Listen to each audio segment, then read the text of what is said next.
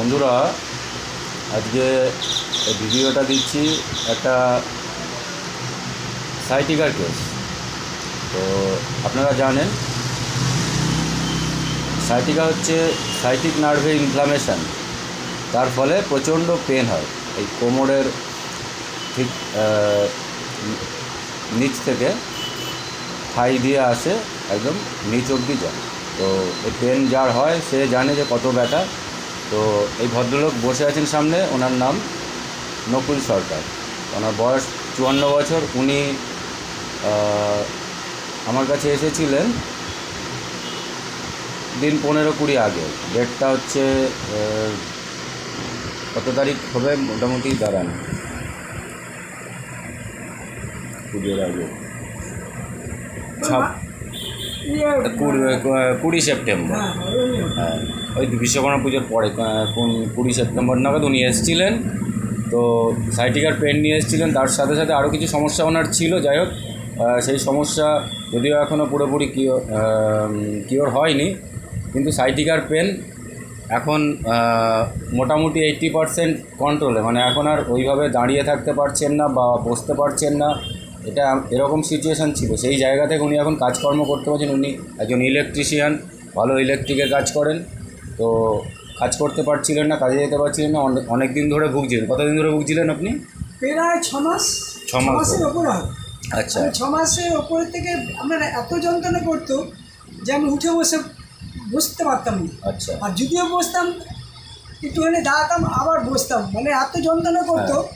একটু শুনে একটু ভালো লাগতো, কতক্ষণ শুয়ে থাকবো।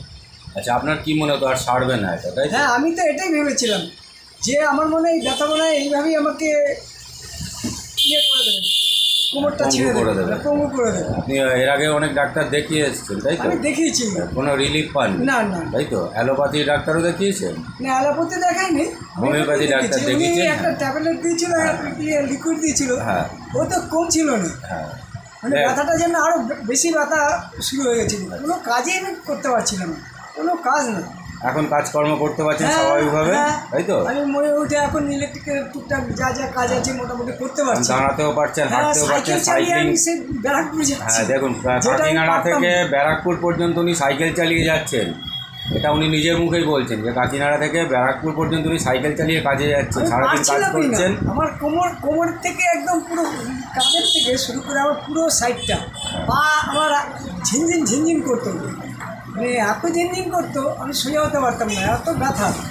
না পারতাম দাঁড়াতে, না পারতাম বসতে, আমার বহুত কষ্ট হতো। এখন ভালো আছেন তো? কত পার্সেন্ট ভালো আছেন আগের থেকে?